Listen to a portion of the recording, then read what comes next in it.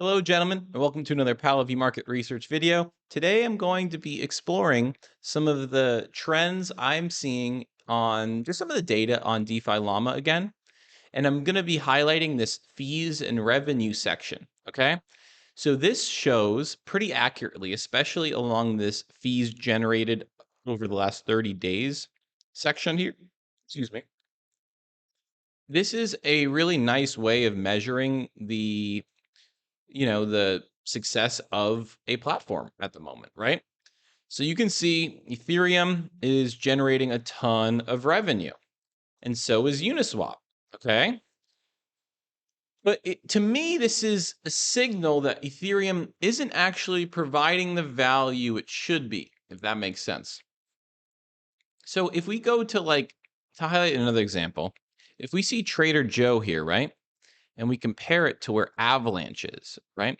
Avalanche is down all the way down here.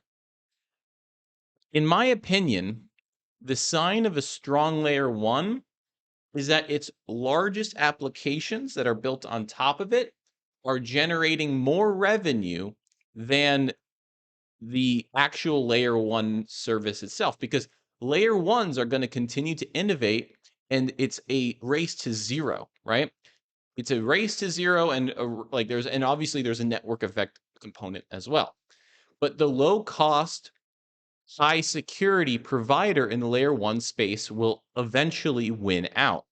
A high cost, well branded, and obviously has like the name and everything like associated with it, blah, blah, is going to dominate for a time. But in my opinion, and I could be wrong, I don't believe that Ethereum as a layer one is actually showing that it's actually delivering the value it needs to. And it's, I think, just exhibited by this simple fact that all of its largest applications, PancakeSwap, Uniswap, as you can see right here, are generating less revenue than Ethereum itself. And it's kind of like, imagine if you go to, say, a grocery store, right? And you go to the grocery store and you swipe your card, and you have a Visa card, right? And Visa takes a fee. But imagine if Visa's fee was bigger than the revenue or the profit generated by the grocery store every time you swiped your card. Now, of course, Visa will make more money than every other grocery chain. I mean, if you look at Visa stock, that's insane, right?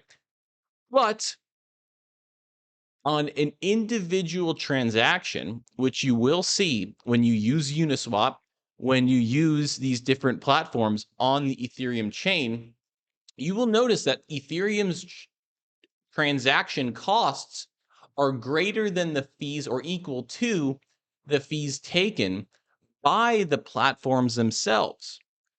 And so that isn't true with something like Trader Joe on Avalanche. Trader Joe is actually able to take more fees out than Avalanche is taking when you are doing a transaction on that chain and application. Do you follow? So let me walk through that again. When I swipe my card at the grocery store, I am I'm paying for a bunch of groceries, right? But when I do the transaction, when I execute on the transaction, okay, a fee is taken by Visa and all of the payment processor companies, right? And my bank, blah, blah, blah. There's like all these little tiny little fees taken, right? But imagine you as a service provider, the grocery store, are making less money on that individual transaction than the Visa, right? Not the aggregate volume of transaction. I'm talking about on that individual transaction. That is what's happening today when people are utilizing Ethereum based applications.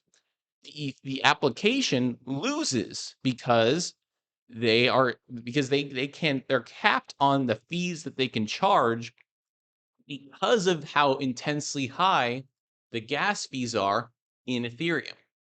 And Ethereum's fees are like the layer one fees are just going to continue to drop and drop and drop because, and it is possible that Ethereum continues to drop its fees lower and lower and lower fast enough relative to user adoption, really. But so that's really the bet you're making with Ethereum, especially at this point, is that Ethereum will continue to drop its fees relative to consumer adoption, to user adoption in crypto, and relative to the growth of every other competitor out there. So Avalanche is already achieving, in my opinion, this type of service, while Solana isn't. Solana, you won't, I don't know if I can actually find a Solana-based application in this entire list. It's generating any revenue that's doing anything interesting, right? So I don't see any. This is Ethereum. Most of these are Ethereum. Vast majority are Ethereum or multi-chain, right? Trader Joe, I guess, is technically multi-chain, but it's like 90% Avalanche. Synapse is another great one. This is a great project we did a report on a while ago.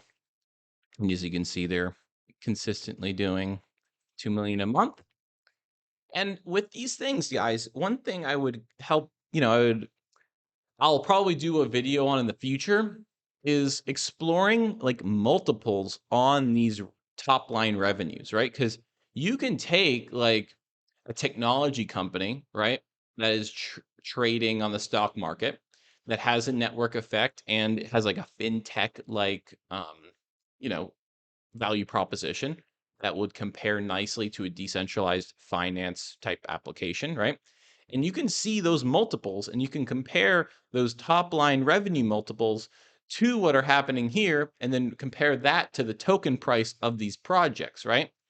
And if you feel that like, so maybe like your threshold is, hey, this token is trading over 5x or maybe over 10x the top line revenue of what the actual service is providing, maybe that isn't the best time to be in it. And maybe it's really a smart time to be in it when it's trading below 3x multiple. If it's like, so if say, continue with Trader Joe, if Trader Joe is trading at less than 2 times this number via market cap, then that's probably a nice time to get in.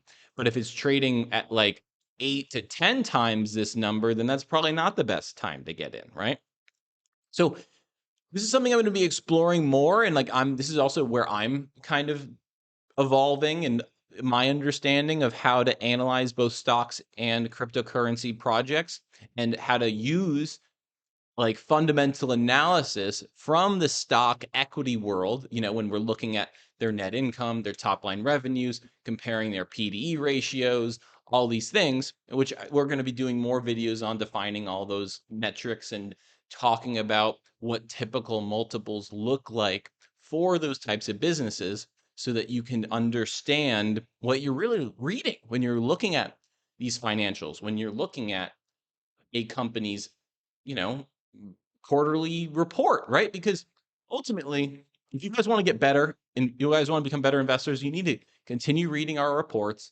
You need to, for fun, read quarterly reports on the businesses that are publicly traded that you're interested in, right?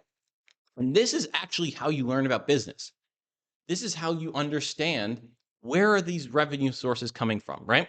So like we know that Uniswap and PancakeSwap, it's very intuitive. We know that on every swap, so if I'm trading my USDC for Ethereum, I am getting that there's a transaction fee that's occurring and they're going to be making money. Ethereum is going to be making more money. And that's the basic service that's being provided, right?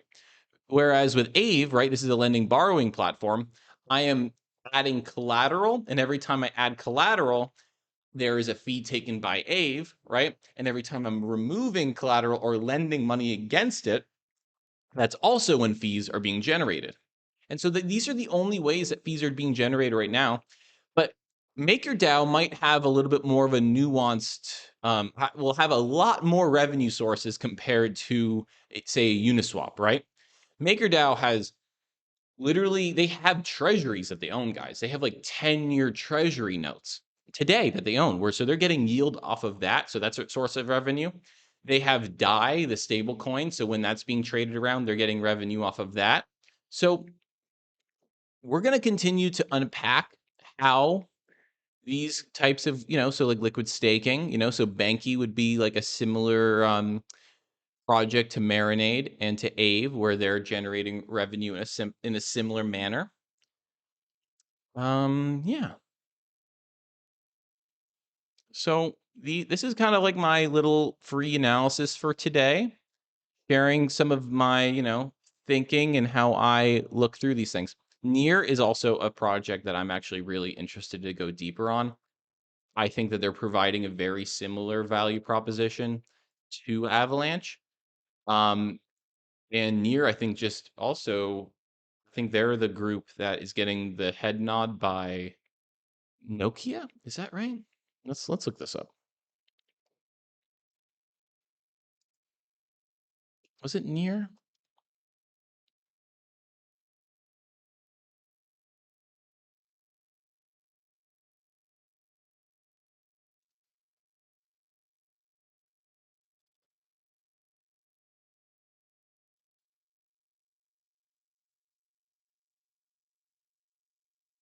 I don't know.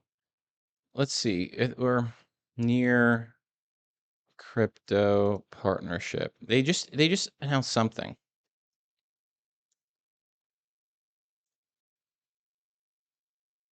Alibaba. That's huge, right? So they are like these giant companies, guys. Like Deloitte is in partnership with Avalanche. AWS, Amazon Web Services, is in partnership with Avalanche. These giant corporations that know how to think this way, they aren't going to Ethereum, guys. So you're going to see that pattern yourself. You do your own research, but that's today's video. I hope you learned something, and we'll pick this up tomorrow. All right. Let me know if you have any questions. Let me know what things you guys need to learn about. All right. Let's keep it up. See you guys.